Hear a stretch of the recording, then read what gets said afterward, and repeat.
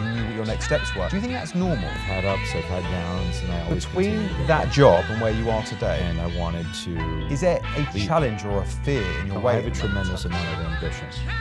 I think what changed... Your integrity and your morals and principles. Early on in my career, I didn't prioritize The my harder health. you work, the luckier you get.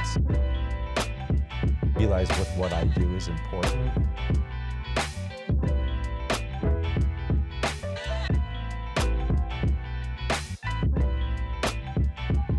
Joining us today is Josh Klein, CEO of Beverly Hills-based business management firm TKG, looking after some of the biggest entertainment and music stars in the world.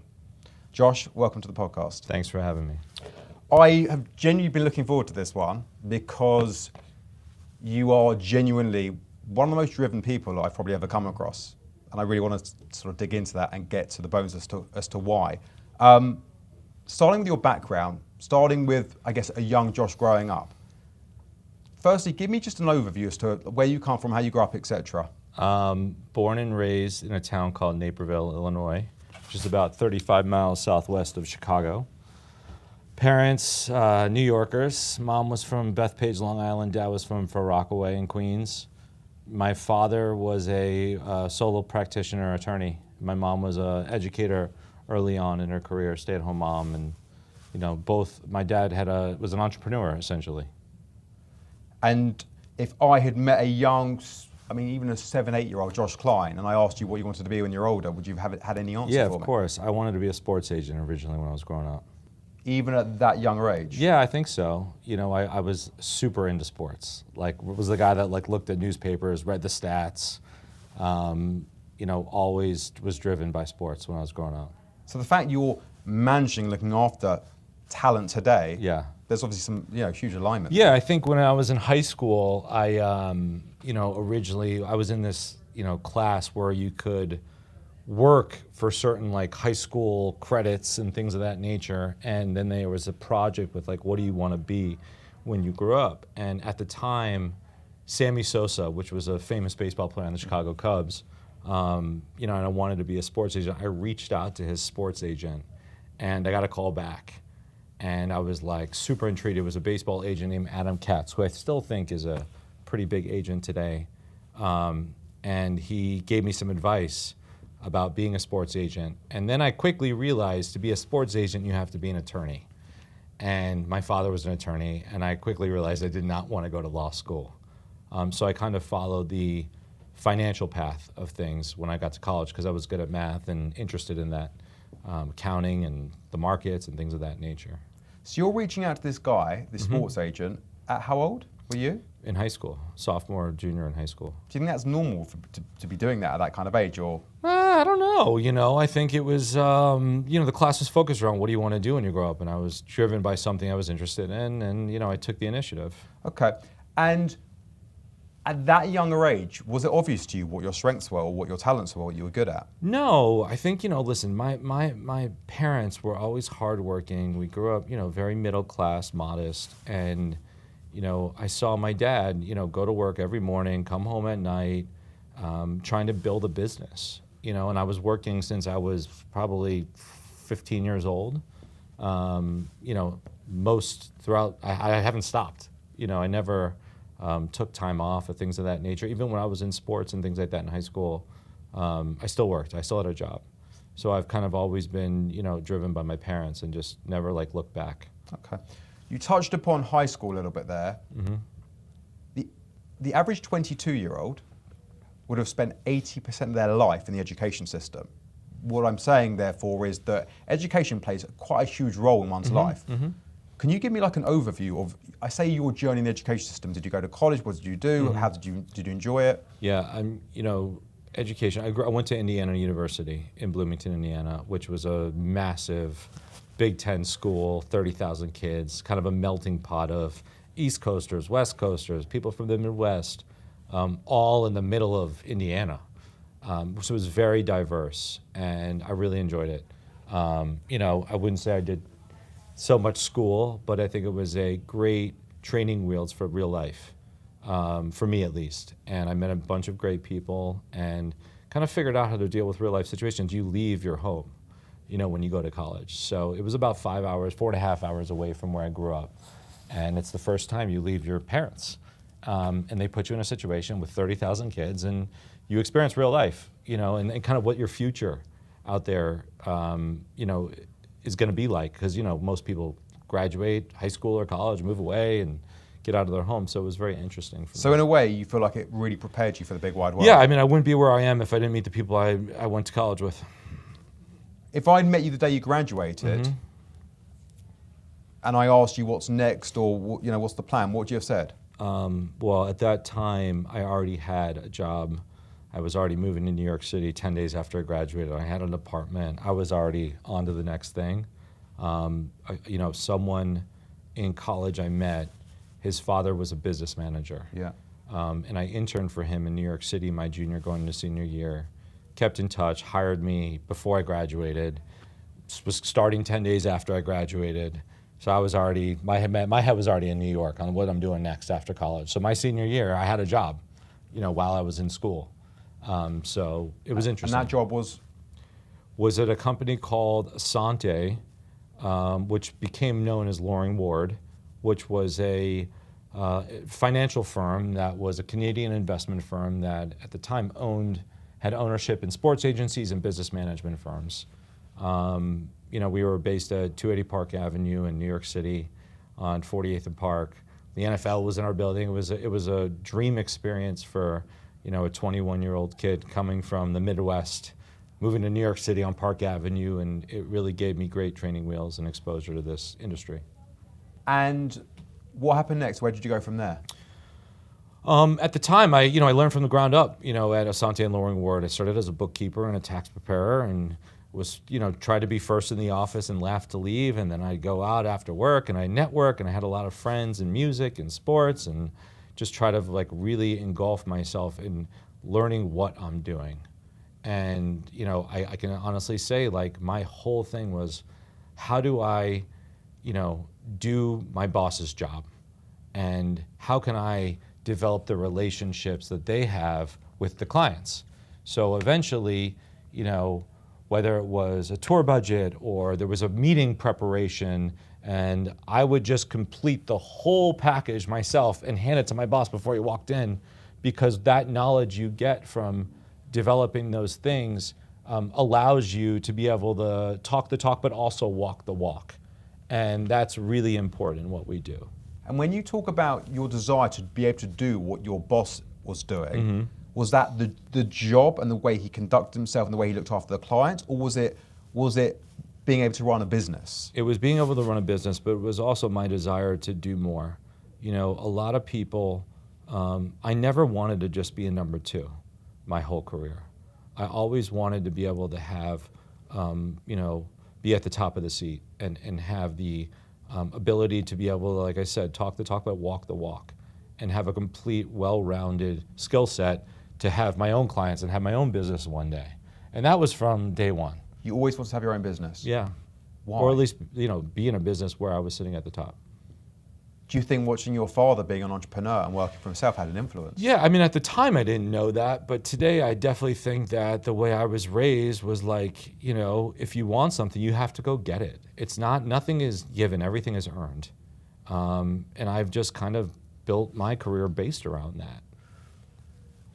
Between that job and where you are today, what parts of your story, your journey, in your career, do you think are relevant to a listener in terms of someone wanting to know how you got to be running this successful firm in Beverly Hills today?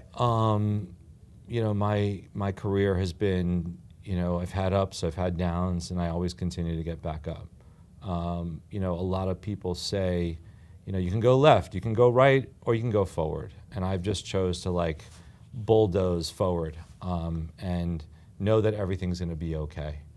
I think that a lot of people can have setbacks. And one of the things is, there is no reward without taking risk. And for a long time, I felt that I was very risk adverse.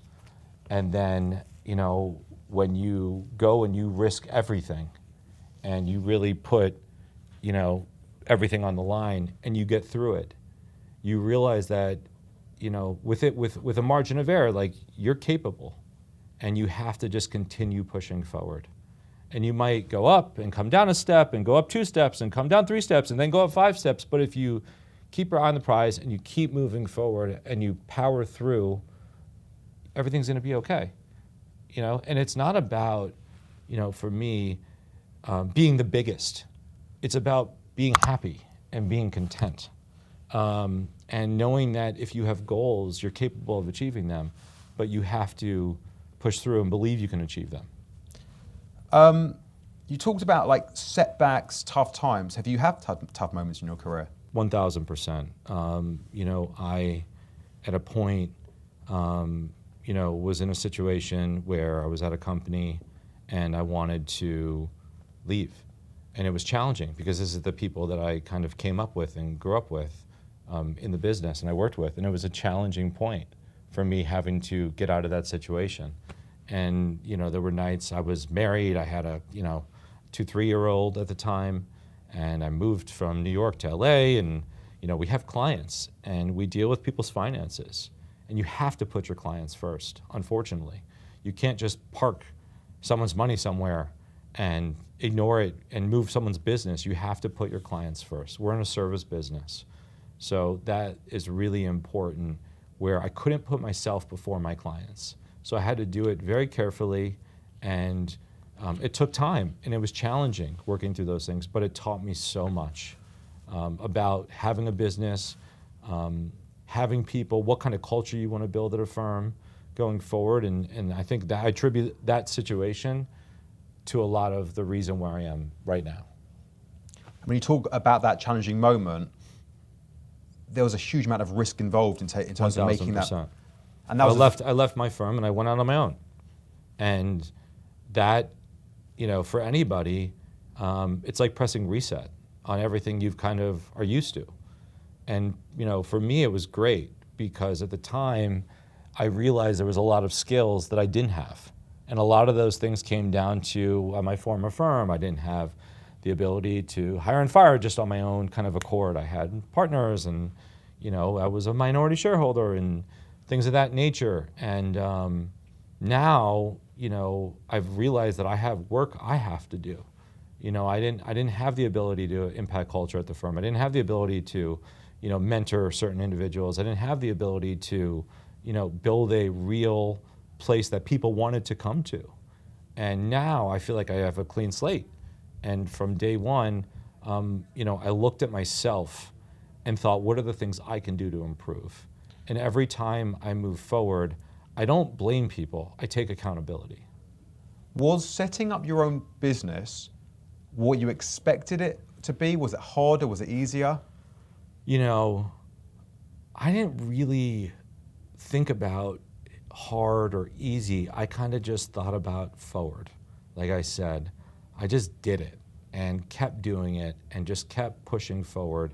And sure, like I said, it was like, there were moments where I didn't know what the next 6 months looked like. And I didn't know what, things were going to be like, having my own business, but I just kept pushing forward.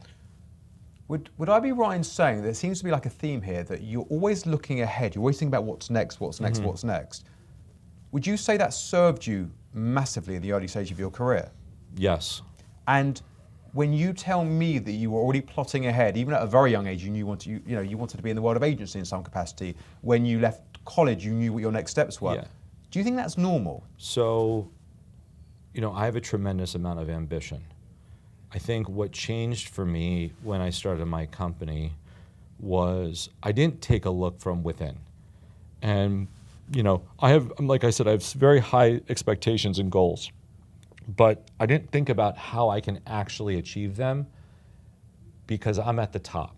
So I wanted to build a place at TKG where there was culture. I was an intern and now I have my own firm.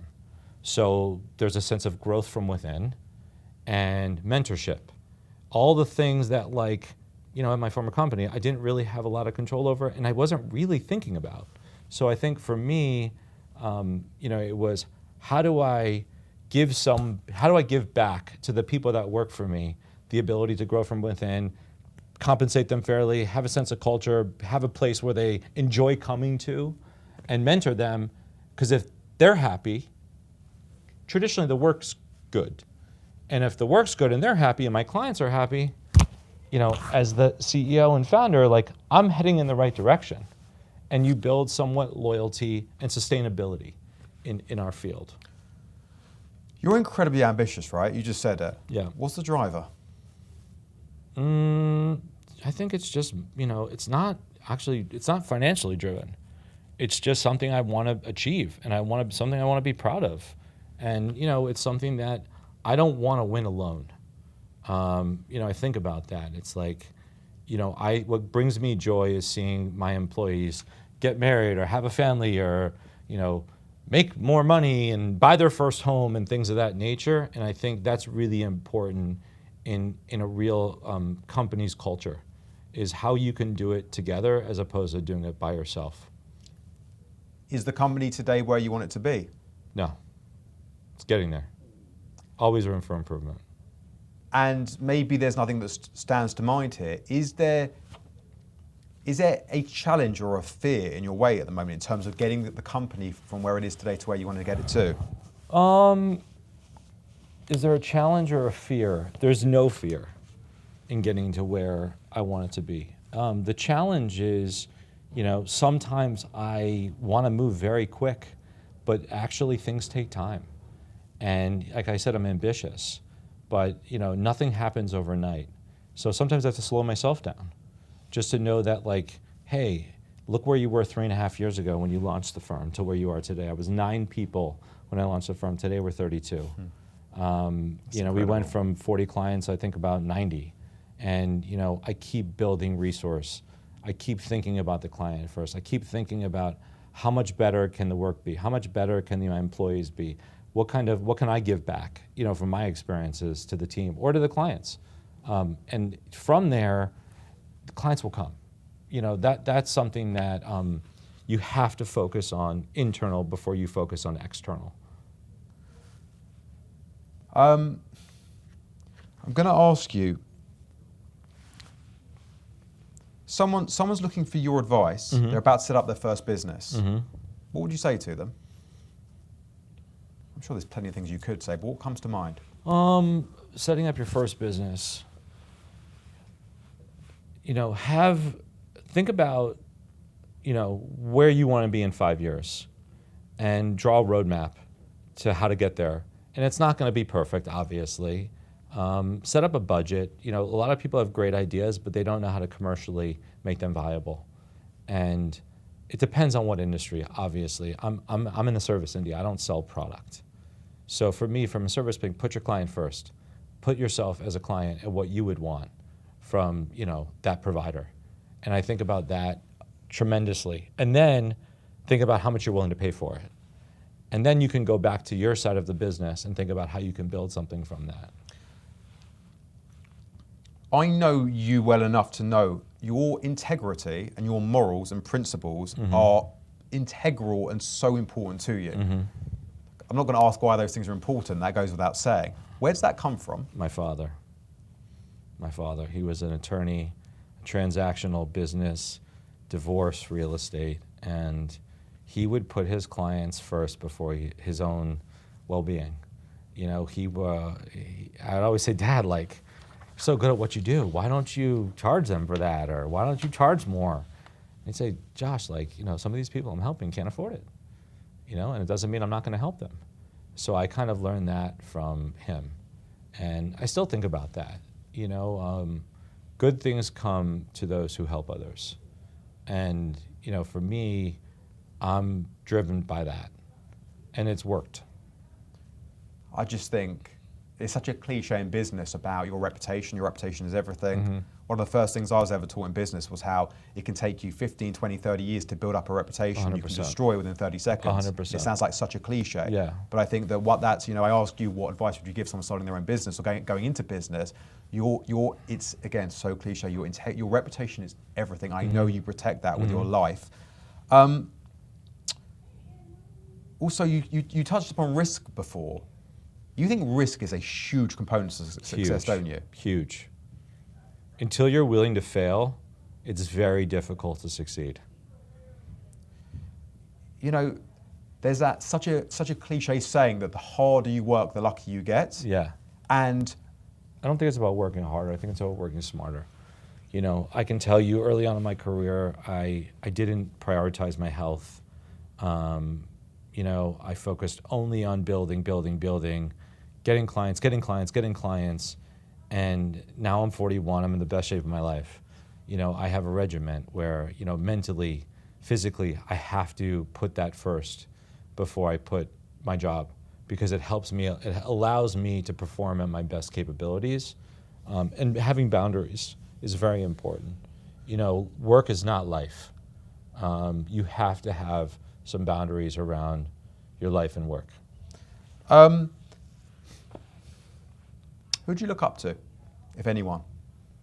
Parents, for sure. You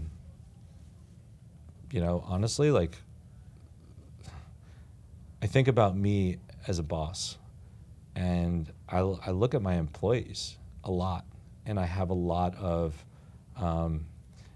admiration for them to sometimes deal with me. And through that, I try to improve. You know, some of my clients I look up to for sure. I think I work really hard, and the ones that outwork me and still are as humble as they were the first time I met them when they weren't big artists or whatever the case, like they inspire me to keep going, and they make me realize with what I do is important, and I appreciate that. So when you see those people keep their feet on the ground and you see them still working, even They hold me, you know, they keep me on my toes, and That's I appreciate incredible. that. Is there a moment or a bit of advice that someone once gave you that had an impact? Someone said to you? No, not that I can come up with, you know, the only thing I can tell you is the one thing that I've learned as I've gotten older is think before you speak. And, you know, for me, early on in my career, I did not follow that. And every day I think about that before I say something. You know, I think it's important. And that can mean a lot of different things. But think about what result you want, and deliver, you know, news or deliver some advice before, you know, just rambling something off. And, you know, I do think about that. Were you quick to speak like previously, growing up? Yes. Abrasive, didn't have the same kind of respect for whether it was staff members or other individuals early on. Was really driven just on external sales, things of that nature. And quickly I realized that that's not actually the winning recipe, you know, for success when you're building a firm. This is such an interesting question. If you see on graduation day these high-profile people going into colleges, like the Oprah Winfrey's or the Elon Musk or the Steve Jobs's, and they give their words of wisdom, and the students are so overwhelmed by who's standing in front of them, they almost don't listen to what's coming out of their mouth. Yeah. I'd put you on a stage on graduation day, and you're speaking to a sea of students about to go into the real world. Yeah. What's the one bit of advice you're giving them? Experience everything. You know, I know there's some people that don't believe college is important, you know, or education through the traditional system is important. I can be honest with you that I couldn't tell you one thing I learned at college other than real life experience. And same thing when I started my career. Real life experience is super important. And also the people you meet. You know, a lot of people say it's not what you know, it's who you know. There's a component to that, and that's honestly how I am where I am today. If I didn't meet this kid in college, and I didn't get in touch with his father, and I didn't go work with his father, and his father became my partner, and then I started my own firm, I would not be sitting in this chair talking about this.